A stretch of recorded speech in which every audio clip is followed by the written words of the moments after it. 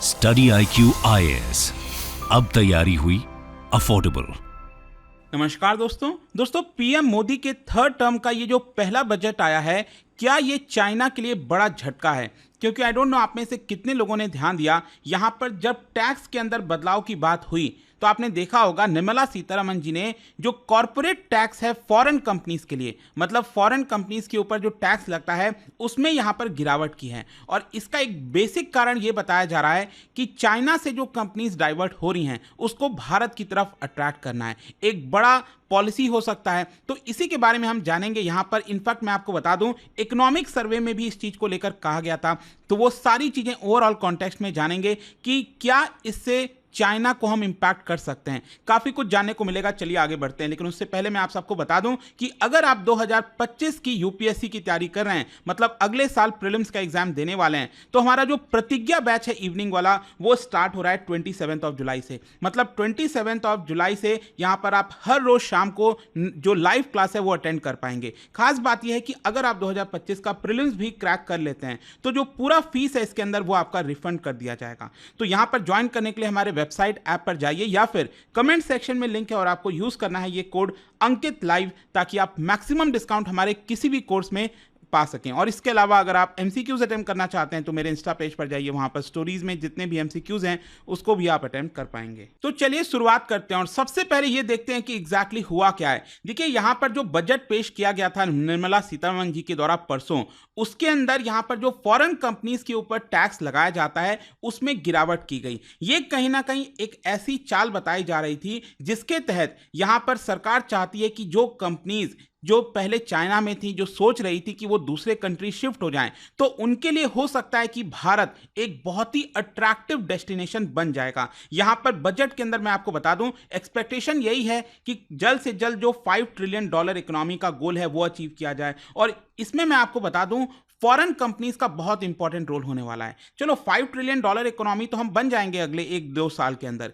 लेकिन अल्टीमेटली जो हमारा मेन मकसद है कि भारत के अंदर अगले कुछ वर्षों में जो हमारी जीडीपी ग्रोथ है वो बड़े स्तर पर बढ़ती जाए, तो वो तभी पॉसिबल हो सकता है जब ज्यादा से ज्यादा फॉरेन कंपनीज भारत के अंदर आएंगी। क्योंकि आपको समझना है, हम डोमेस्टिक मैन्युफैक्चरिंग को, डोमेस्टिक जो कंपनीज हैं उसको तो बढ़ावा दे ही रहे हैं, लेकिन साथ ही साथ जो नई टेक्नोलॉजीज हमें चाहिए बढ़ने के लिए, जो हमें एक बेटर प्रकार की जो टेक्नोलॉजी वो फॉरेन में है, तो उसके लिए ये कंपनीज का भारत में आना काफी इंपॉर्टेंट हो जाता है। तो कहीं ना कहीं ये वाला जो बजट था थर्ड टर्म का पीएम मोदी का, उसमें ये पहला जो बजट है वो एक दिशा दिखा सकता था कि हम एक मेजर ग्लोबल इकोनॉमिक प्लेयर बन सकें। और ये तभी पॉसिबल होगा जब ज्यादा से ज्यादा foreign direct investment FDI Bharat attract कर पाएगा। तो बेसिकली हम यहां पर ग्लोबल मैन्युफैक्चरिंग हब बनकर भारत सिर्फ अपने लोगों के लिए प्रोड्यूस नहीं करना चाहता है, बल्कि हम एक्सपोर्ट करना चाहते हैं, हम दुनिया के लिए सामान यहां पर बनाना चाहते हैं। तो बजट के अंदर हुआ क्या है? देखो बजट के अंदर बेसिकली क्या है,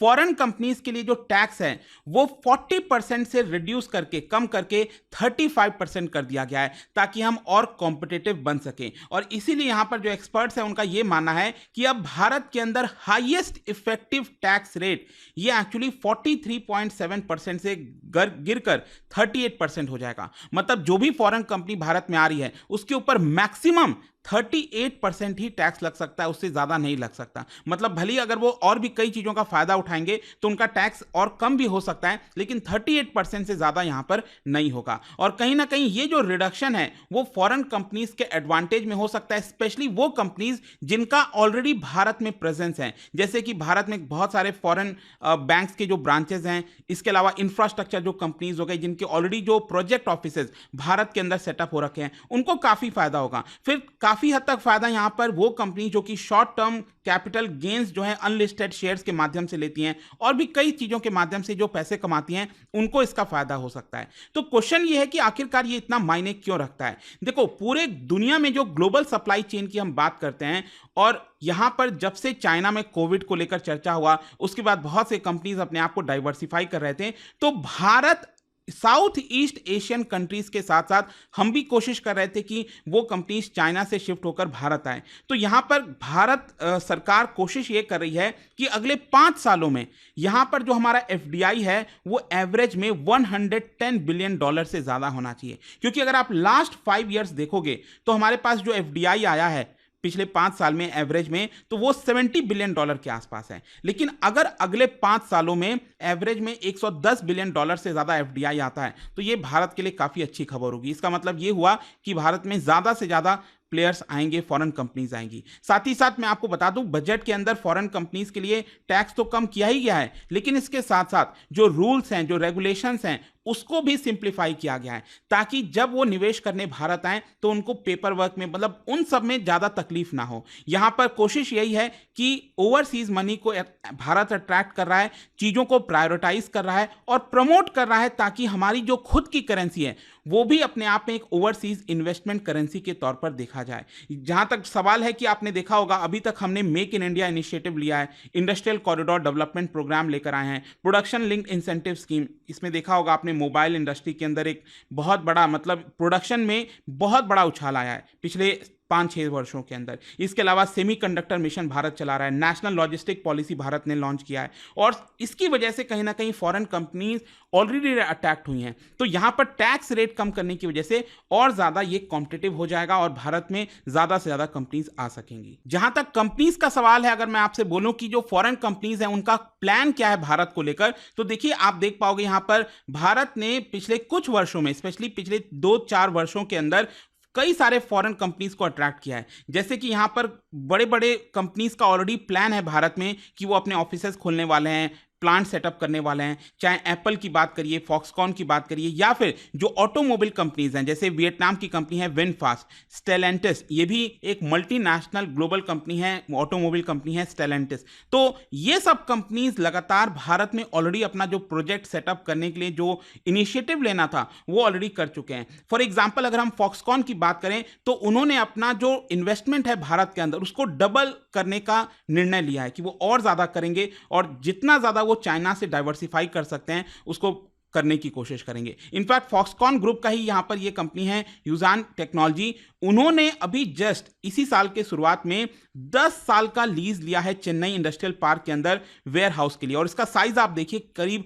5,50,000 स्क्वायर फीट का आपको देखने को मिलेगा। मतलब ये भारत के अंदर जो एप्पल प्रोडक्ट्स बनाए जा रहे हैं ना, उसका सबसे लार्जेस्ट फैसिलिटी ये होने वाला है। तो ये 10 साल के लीज पर ऑलरेडी फॉक्सकॉन ने लिया है।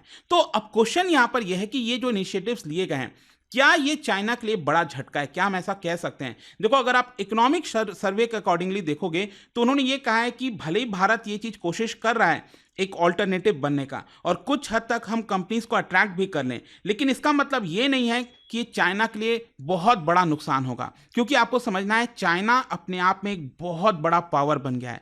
मतलब कि पूरे दुनिया में जब हम सप्लाई चेन की बात करते हैं ना, अगर मान लो एक मोबाइल है तो मोबाइल में बहुत सारी चीज़ों का इस्तेमाल होता है, तो उसमें बहुत सी ऐसी चीज़ें हैं जो चाइना में ही बन रही हैं।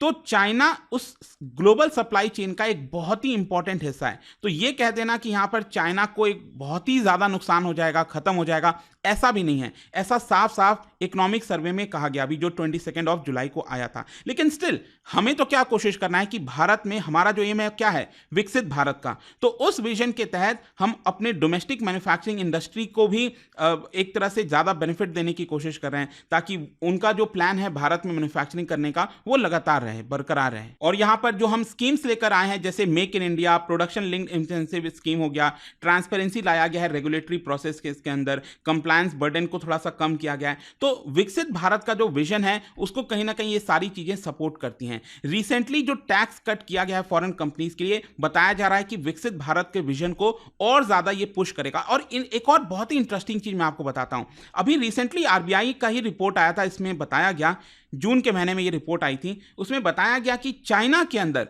जो नेट फॉरेन डायरेक्ट इन्वेस्टमेंट है, आपको पता है क्या, वो 62% कम हुआ है। जी हां, 62% कम हुआ है। मतलब 2007 से लेकर अभी तक अगर आप देखोगे तो चाइना का सबसे लोएस्ट एफडीआई आपको इस समय देखने को मिलेगा। मतलब ये साफ दिखा रहा है कि जो एफडीआई है चाइना के अंदर कम आ रहा है। तो जो एफडीआई पहले चाइना में जा सकता था वो किसी ना किसी दूसरे देश में तो जाएगा ही। तो इसके लिए ये वाला जो स्टेप है, ये जो कदम लिया है अभी इस समय हमने टैक्स रेट कम करके, वो एक बड़ा एफडीआई भारत में आ पाएगा। इसके अलावा यहाँ पर भारत की जो मैन्युफैक्चरिंग सेक्टर है वो भी इस समय एक रिवाइवल के स्टेज पर है, क्योंकि देखिए अब दुनिया में क्या चल रहा है कि मान लो चाइना में तो चीज़ें बनी रही हैं, तो दुनिया यहाँ पर एक और स्ट्रैटेजी अपना रही है, दैट इज चाइना +1, कि वो चाइना में तो बनाएंगे ही बनाएंगे, वहाँ से हटा नहीं सकते हैं, बहुत बड़ा रिस्क हो जाएगा। लेकिन उसके साथ साथ सिर्फ चाइना के ऊपर डिपेंड नहीं रहना, यहाँ पर एक और देश में उसका मैन्युफैक्चरिंग सेटअप किया जाएगा। कल के डेट में चाइना में कुछ भी हो जाए, पता नहीं रहता किसी को, तो एटलीस्ट कोई दूसरा देश रहेगा जिसके ऊपर वो वहां पर अपना जो रिस्क है वो कम कर सकते हैं। और इसीलिए यहाँ पर जो इकोनॉमिस्ट्स हैं उनका मानना है कि भारत को अपना जो अप्रोच है, कॉम्प्रिहेंसिव अप्रोच है, हमारे खुद के यहाँ पर मैन्युफैक्चरिंग हब को सेटअप करना, उसको बरकरार रखना चाहिए। लेकिन क्वेश्चन यहाँ पर देखिए एक और चीज आता है, आई एम श्योर आपके मन में आ रहा होगा कि सरकार ने फॉरेन कंपनीज के लिए तो यहाँ पर कम कर दिया है टैक्स, क्या भारत के कंपनीज के लिए भी कुछ टैक्सेस में कमी की गई है? मैं आपको बता दूं, नहीं। भारत के अंदर जो डोमेस्टिक कंपनीज हैं उनके ऊपर जो 22% कॉर्पोरेट टैक्स लग रहा था वो वही लगता रहेगा, क्योंकि भारत सरकार का ये कहना है कि देखिए ऑलरेडी ये काफ़ी कॉम्पिटिटिव है। पूरे दुनिया में अगर आप देखोगे तो कॉर्पोरेट टैक्स ऑलरेडी कम किया गया था, और क्या है कि अगर अचानक से अभी भारत के डोमेस्टिक कंपनीज के लिए भी कॉर्पोरेट टैक्स कम कर दिया जाएगा तो सरकार का रेवेन्यू काफ़ी कम हो सकता है। लेकिन सरकार ये चाहती नहीं, क्योंकि इस समय हमें फिजिकल डेफिसिट को भी मेंटेन करना है, क्योंकि यहाँ पर स्कीम्स वगैरह पर भी सरकार पैसा खर्च करिए, तो फिजिकल डेफिसिट यहाँ पर हमारा कोशिश है कि 2024-25 में, ये करंट फाइनेंशियल ईयर में 4.9% पर लाया जाए, और फिर अगले साल 2025-26 में इसको गिराकर 4.5% किया जाए। तो अगर ये कॉर्पोरेट टैक्स डोमेस्टिक इंडस्ट्रीज के लिए कम किया जाता तो इस फिजिकल डेफिसिट हमारा खराब हो जाता, जो कि ठीक नहीं होता ओवरऑल इकोनॉमी के लिए।